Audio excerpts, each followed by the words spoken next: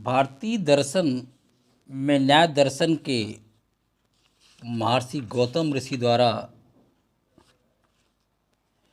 प्रत्यक्ष के स्वरूप और उसकी परिभाषा की यहाँ चर्चा करते हैं।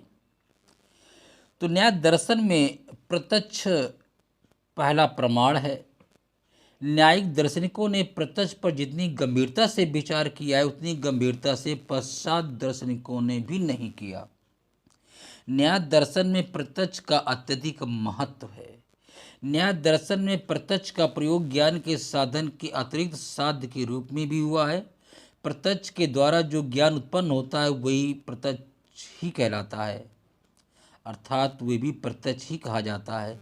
इस प्रकार प्रत्यक्ष का प्रयोग प्रमाण तथा प्रमा दोनों के अर्थों में हुआ है। प्रत्यक्ष की विशेषता अन्य प्रमाणों में नहीं दिख पड़ती। प्रत्यक्ष ज्ञान संदेह रहित होता है, यह यथार्थ और निश्चित होता है। प्रत्यक्ष ज्ञान को किसी अन्य ज्ञान के द्वारा प्रमाणित करने की आवश्यकता नहीं होती। प्रत्यक्ष ज्ञान संदेह रहित है, यह यथार्थ और निश्चित होता है। प्रत्यक्ष ज्ञान को किसी अन्य ज्ञान के द्वारा प्रमाणित करने की आवश्यकता नहीं होती। इसका कारण यह है कि प्रत्यक्ष स्वयं निर्विवाद है। इसलिए कहा गया है प्रत्यक्ष किम प्रमाणम, अर्थात प्रत्यक्ष की अन्य विशेषता ये है कि प्रत्यक्ष में विषयों का साक्षात्कार हो जाता है। जैसे मान लीजिएगा कि किसी विश्वसनीय व्यक्ति ने कहा कि आज कॉलेज बंद है, अर्थात इस कथन की जो परीक्षा हमें लेनी है तो कॉलेज चले जाएंगे स्वतः और जाकर देख लेंगे कॉलेज बंद कि खुला। तो इस प्रकार से कहा जाता है कि प्रत्यक्ष का प्रमेय से साक्षात्कार हो जाता है। प्रत्यक्ष की विशेषता अन्य प्रमाणों में नहीं पाई जाती। प्रत्यक्ष को अन्य प्रमाणों का प्रमाण भी कहा जाता है। सभी ज्ञान, अनुमान, शब्द, उपमान, अर्थापत्ति इत्यादि किसी न किसी रूप में प्रत्यक्ष पर ही आश्रित है। सभी ज्ञान, और चाहे अनुमान हो, चाहे शब्द हो, चाहे उपमान हो, चाहे अर्थापत्ति हो, सब किसी न किसी रूप से प्रत्यक्ष पर ही आश्रित हैं। प्रत्यक्ष के बिना इन प्रमाणों से ज्ञान की प्राप्ति नहीं हो सकती। अतः प्रत्यक्ष ही इन प्रमाणों को सार्थकता प्रदान करता है। प्रत्यक्ष स्वयं और निरपेक्ष प्रमाण है। प्रत्यक्ष की विशेषता उसे अन्य प्रमाणों से अलग करती है, क्योंकि अन्य प्रमाणों को सापेक्ष माना जाता है। इन्हीं सब कारणों से प्रत्यक्ष की महत्ता न्याय दर्शन में अत्यधिक बढ़ गई है। पश्चात दार्शनिक मिल भी कहते हैं कि प्रत्यक्ष की महत्ता पर प्रकाश डाला है। उनके भी मतानुसार प्रत्यक्ष ही आगमन का एकमात्र आधार है। प्रत्यक्ष की विशेषताओं पर विचार हो जाने के बाद प्रत्यक्ष की परिभाषा और उसके भेदों पर विचार भी करना आवश्यक है। प्रत्यक्ष शब्द दो शब्दों के सम्मिश्रण से बना हुआ है। वे दो शब्द कौन कौन है? तो पहला है प्रति और दूसरा है अच्छ। तो प्रति का अर्थ हुआ सामने और अच्छ का अर्थ है आँख, अर्थात प्रत्यक्ष का अर्थ ये हुआ जो आँख के सामने हो। ये प्रत्यक्ष की संकीर्ण परिभाषा है या संकीर्ण प्रयोग है। प्रत्यक्ष का अर्थ केवल आँख से देख कर ही प्राप्त किए हुए ज्ञान को नहीं कहा जा सकता, बल्कि अन्य इंद्रियों से, जैसे कान से, नाक से, त्वचा से, जीभ से जो भी ज्ञान प्राप्त होगा इनके द्वारा, वो सभी प्रत्यक्ष ज्ञान ही कहलाते हैं। अतः प्रत्यक्ष का मतलब वह ज्ञान है जो ज्ञानेंद्रियों के माध्यम से प्राप्त होता है। दूसरे शब्दों में कह सकते हैं कि प्रत्यक्ष ज्ञान का अर्थ ज्ञानेंद्रियों के सामने रहता है। आँखों को से देख करके गुलाब के फूल को लाल रंग को पहचानते हैं, वो लाल रंग का ज्ञान है। कान से सुनकर संगीत का ज्ञान प्राप्त करते हैं, वो ज्ञान है। जीभ से चख करके आम के मीठेपन का ज्ञान प्राप्त होता है। इसी प्रकार से नाक से सूंघ करके फूल की सुगंध का में ज्ञान होता है। इसी प्रकार से सभी ज्ञान जो ज्ञानेंद्रियों से प्राप्त होते हैं वो प्रत्यक्ष ज्ञान कहलाते हैं। न्याय दर्शन में प्रत्यक्ष की परिभाषा इन शब्दों में की गई है कि इंद्रियार्थ सन्निकर्ष जन्य ज्ञानम प्रत्यक्षम, अर्थात दूसरे शब्दों में कह सकते हैं जो ज्ञान इंद्रिय और विषय के सन्निकर्ष से उत्पन्न होता है उसे प्रत्यक्ष कहा जाता है। प्रत्यक्ष ही इस परिभाषा का विश्लेषण करने के फलस्वरूप हम तीन बातें पाते हैं जिनकी व्याख्या करना आवश्यक है। पहला कौन कौन? इंद्रिय जिससे ज्ञान प्राप्त कर रहे हैं, विषय जिसके बारे में ज्ञान प्राप्त कर रहे हैं, सन्निकर्ष अर्थात दोनों को मिलाने वाला, अर्थात इंद्रिय और विषय के जो बीच संबंध है वो सन्निकर्ष ज्ञान कहलाता है। अब इनकी एक एक चर्चा करेंगे, अर्थात ये तीन बातें कौन कौन है, इंद्रिय, विषय और सन्निकर्ष। अब इनकी विस्तार में चर्चा। इंद्रिय दो प्रकार की होती हैं, ज्ञानेंद्रियां और कामेंद्रिय। हाथ पैर इत्यादि कामेंद्रियां हैं और जिनके द्वारा ज्ञान प्राप्त होता है वे ज्ञानेंद्रियां कहलाती हैं। इंद्रिय से ये मतलब ज्ञानेंद्रियों से ही है।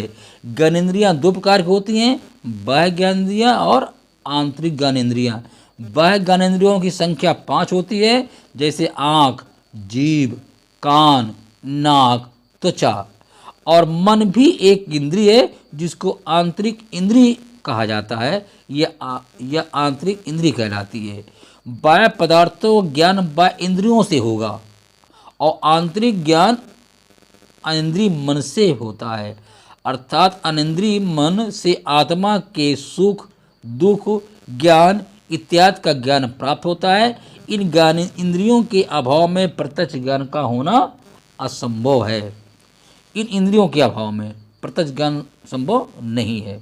दूसरा विषय है, तो प्रत्यक्ष ज्ञान के लिए सिर्फ इंद्रियों का रहना ही पर्याप्त नहीं है, बल्कि विषयों का भी रहना आवश्यक है। यदि वस्तुओं का अभाव हो तो हमारी इंद्रियां ज्ञान किसको प्राप्त करेंगी। इंद्रियां अपने आप को ज्ञान का विषय नहीं बन सकती। यही कारण है कि न आँख स्वयं को देख सकती है, न कान स्वयं को सुन सकता है। इंद्रियों से भिन्न विषय का रहना परम आवश्यक है, अन्यथा इंद्रियां ज्ञान अपनाने में असमर्थ ही रहेंगी। तीसरा है सन्निकर्ष, अर्थात इंद्रिय और वस्तुओं के अतिरिक्त सन्निकर्ष का भी रहना परम आवश्यक है। सन्निकर्ष का अर्थ हुआ इंद्रियों का वस्तुओं के साथ संबंध।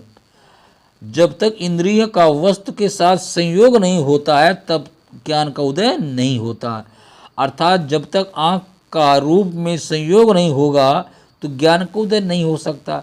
अकेली आँख अकेला रूप संयोग के अभाव में ज्ञान देने में असमर्थ होंगे। न्याय दर्शन में भिन्न भिन्न प्रकार के सन्निकर्षों की चर्चा हुई है जो ज्ञान का उदय करने में सफल होते हैं। न्याय दर्शन में सन्निकर्ष के 6 भेद माने गए हैं। वे कौन कौन हैं? पहला संयोग, दूसरा संयुक्त समवाय, तीसरा संयुक्त समवेत समवाय, चौथा समवाय, पांचवा समवेत समवाय, छठवां विशेषण विशेष भाव। अर्थात सन्निकर्ष के 6 भेदों की चर्चा एक एक करके यहाँ करना आवश्यक है, तभी हम सही निष्कर्ष पर पहुँच सकते हैं। तो पहला संयोग है, एक जब इंद्रिय और वस्तु के बीच साक्षात अर्थात बिना किसी माध्यम के सन्निकर्ष होता है तो उसे संयोग संबंध कहा जाता है। जो भी आँख का सन्निकट घट के साथ होता है, अर्थात जैसे आँख हमारी किसी घट में या किसी बर्तन में या घड़े में पड़ती है तो ही उस घड़े का प्रत्यक्ष ज्ञान हमें होने लगता है। अर्थात आँख जो भी देखती है उसका हमें सीधा संपर्क होता है और तभी हमें ज्ञान की प्राप्ति होती है। यही संयोग है। दूसरा है संयुक्त समवाय। तो संयुक्त समवाय में इंद्रिय का सीधा संबंध वस्तु के साथ न होकर के एक माध्यम के द्वारा होता है। जैसे घड़े का जो लालिमा का ज्ञान, मतलब घड़े के रंग का ज्ञान हो रहा है। जब हम घड़े की लालिमा का ज्ञान प्राप्त करना चाहते हैं तब पहले हमारे आँख का सीधा संपर्क घड़े से होता है और घड़ा लालिमा से संबंधित है क्योंकि घड़ा लाल रंग का है। तो चूंकि घड़ा लालिमा से संबंधित है इसलिए आँख का संबंध लालिमा से घड़े के माध्यम से होता है।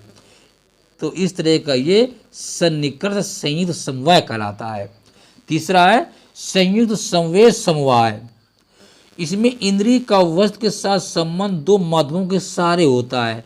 घड़े की लाली की जात लालपन का ज्ञान प्राप्त करने के लिए आँखों का साक्षात संबंध घड़े से होता है, फिर घड़े का संबंध लाली से, फिर लाली उसकी जात लालपन से संबंध होता है कि वो लाल एक रंग है, ठीक है, लालपन उसकी एक जात होगी, हल्का लाल, ज़्यादा लाल, गहरा लाल है तो उसकी जात होती है। तो एक लाल उसकी जात ही है, लालपन से संबंधित है। इस प्रकार से प्रत्यक्ष कुल 3 संबंधों पर आधारित है। आँख और घड़े का साक्षात संबंध, दूसरा घड़े और लाली का समवाय संबंध, और तीसरा है लाली और लालपन, कि लाली का लालपन एक जात होती है, तो लाली और लालपन का समवाय संबंध। यही कारण है कि इस सन्निकर्ष को संयुक्त संवेद समवाय कहा जाता है।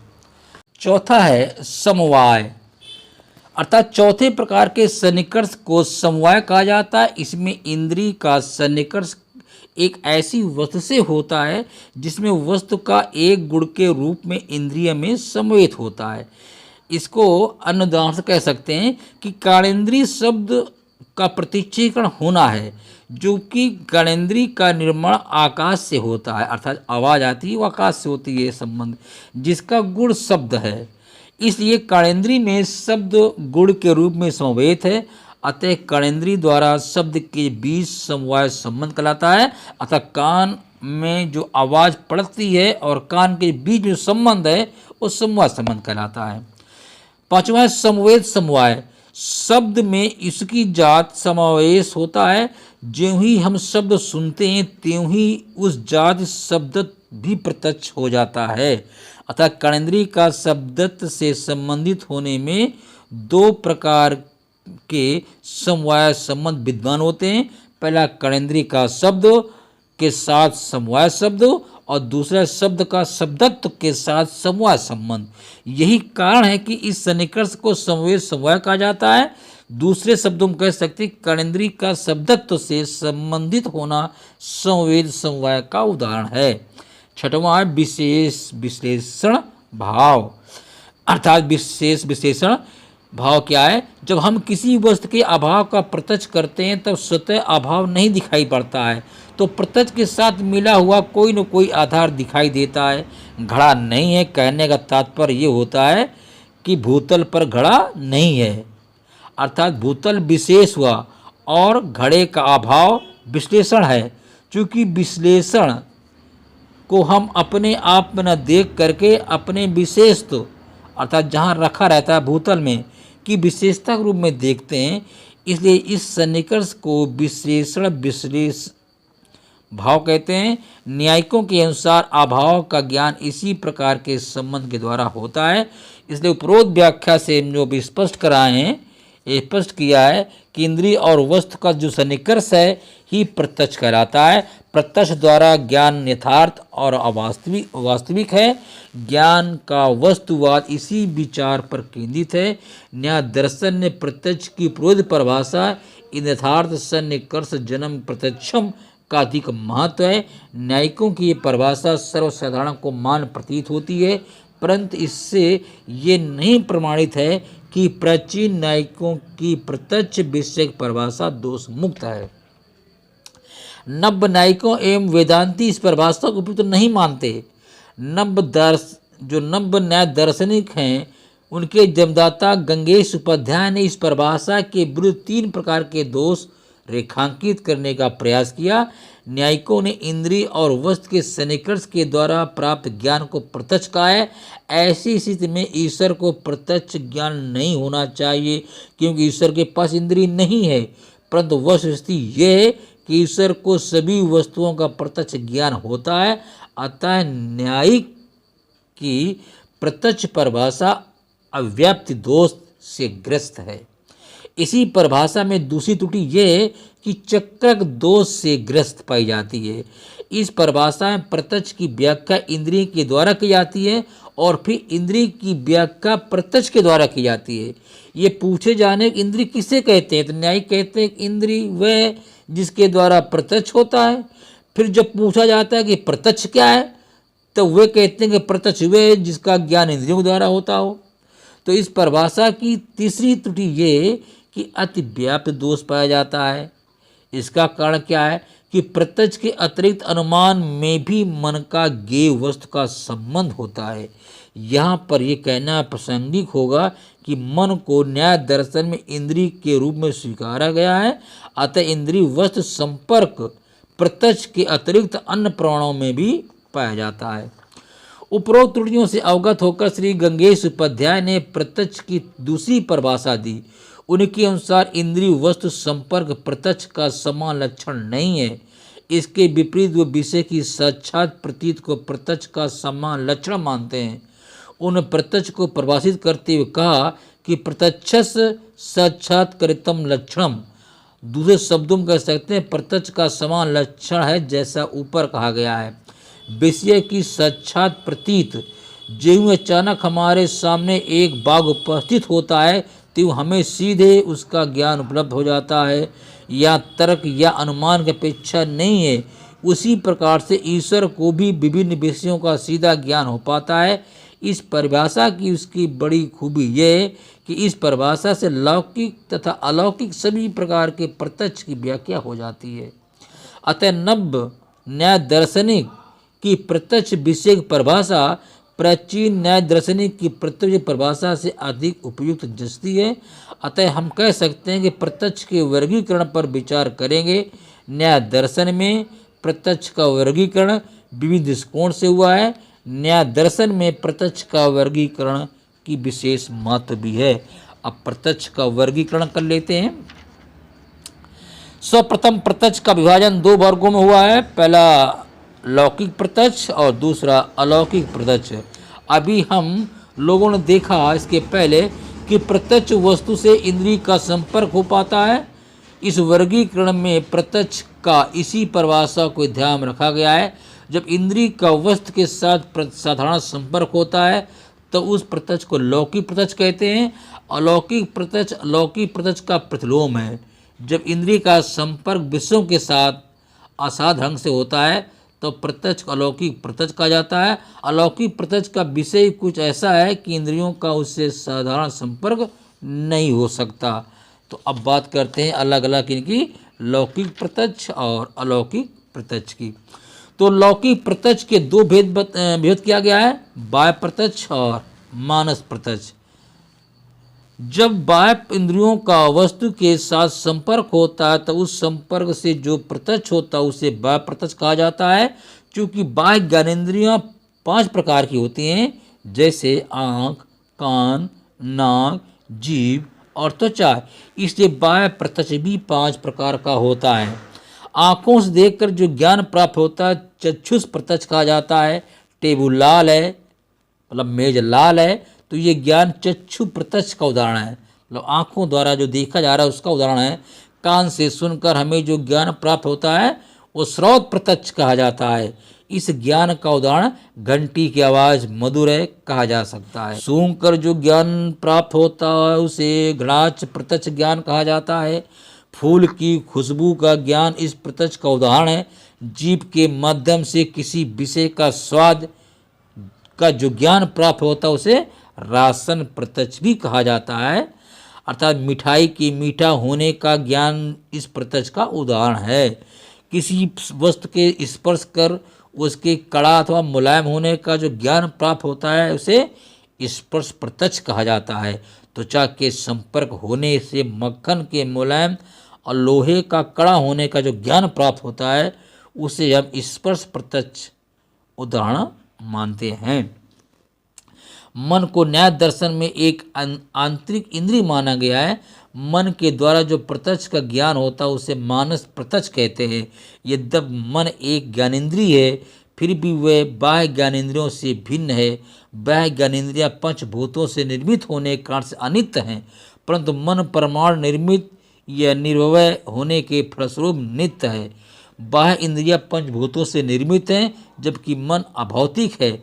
बाह्य ज्ञानेंद्रियों और मन की इस विभिन्नता के कारण मन से प्राप्त ज्ञान भिन्न होता है।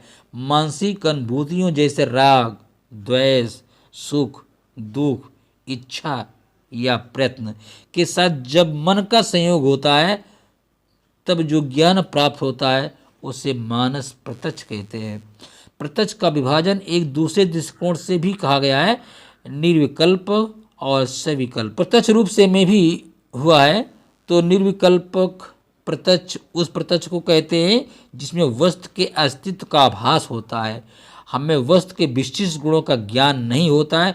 जैसे मान लेते हैं कि हम चारपाई पर सो कर उठते हैं, उसी समय मेज पर रखे हुए सेब का हमें सिर्फ आभास मात्र होता है। तो हमें ये अनुभूति नहीं होती है कि अमुक पदार्थ सेब है, बल्कि हमें केवल इतना सा आभास मिलता है कि कोई गोल पदार्थ मेज पर रखी है। तो ये निर्विकल्प प्रत्यक्ष का उदाहरण है।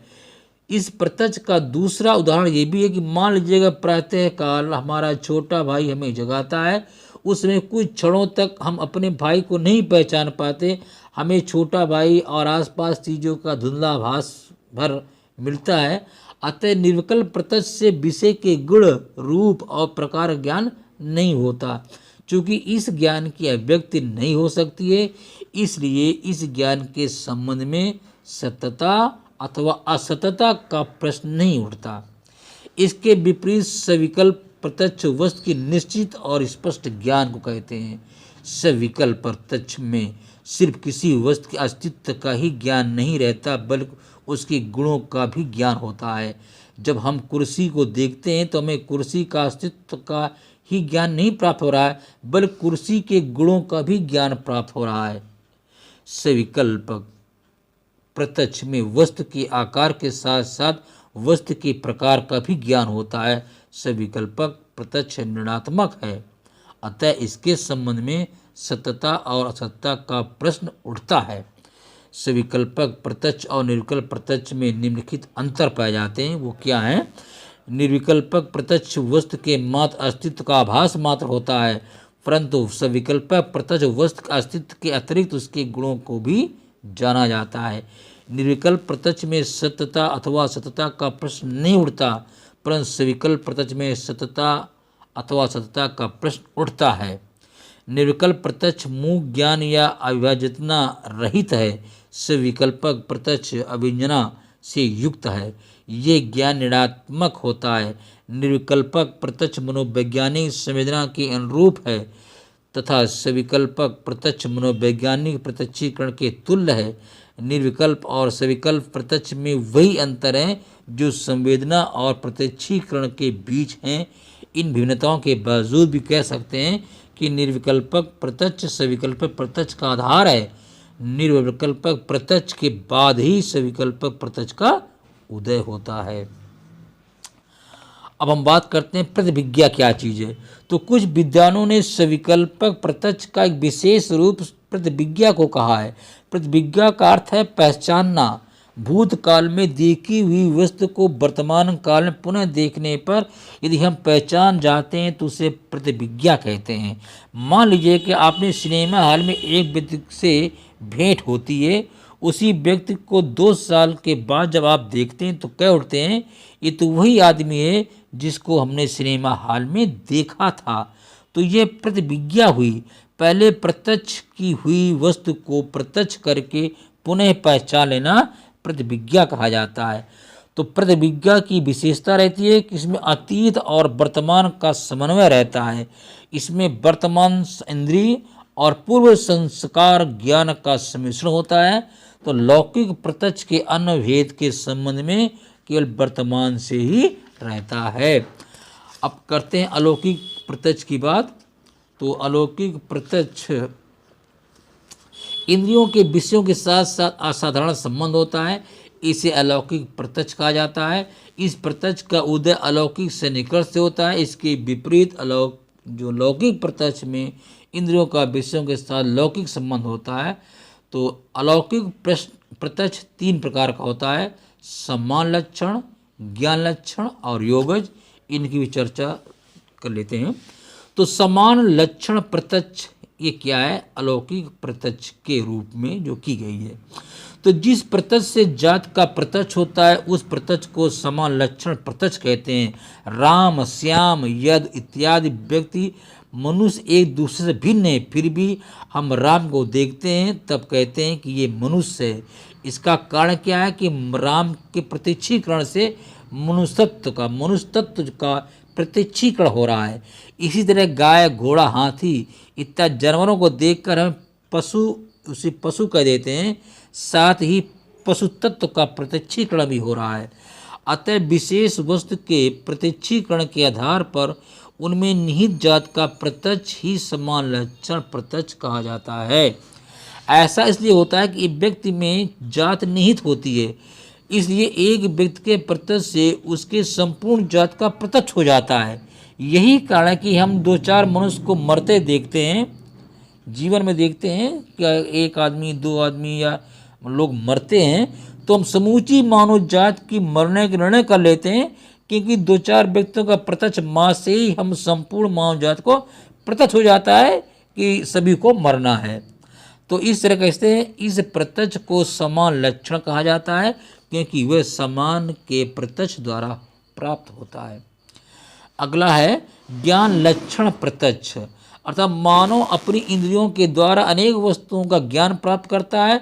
प्रत्येक इंद्रिय के साधारणतः भिन्न भिन्न विषय हैं।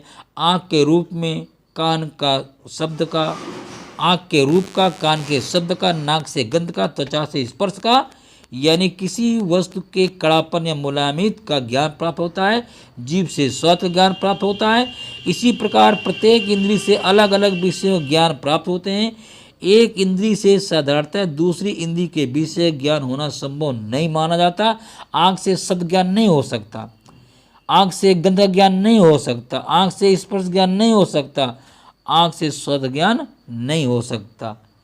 अतः ज्ञान लक्षण प्रत्यक्ष अलौकिक प्रत्यक्ष का वह भेद है जिसके द्वारा इंद्रिय अपने अपने विषय से भिन्न विषय ज्ञान ग्रहण करती है। रसगुल्ले को देखते मुंह में पानी भर आता है, बाघ को देखते रोंगटे खड़े हो जाते हैं, घास को देखते चिकनाहट का अनुभव होने लगता है, गर्मी के दिन में आग देखते गर्मी का अनुभव होने लगता है, जाड़े के दिन में भी बर्फ को देखते सिरन होने लगती है। चिकनाहट या कड़ापन की अनुभूति त्वचा के द्वारा होती है। आँख से चिकनाहट का ज्ञान नहीं प्राप्त हो सकता, परंतु ज्ञान लक्षण प्रत्यक्ष में आँख से घास को देखकर चिकनाहट का अनुभव होने लगता है। रसगुल्ले का मीठेपन का ज्ञान जीभ द्वारा ही संभव है, परंतु ज्ञान लक्षण प्रत्यक्ष में रसगुल्ले को देखकर उसके मीठेपन का ज्ञान जरूर प्राप्त हो जाता है।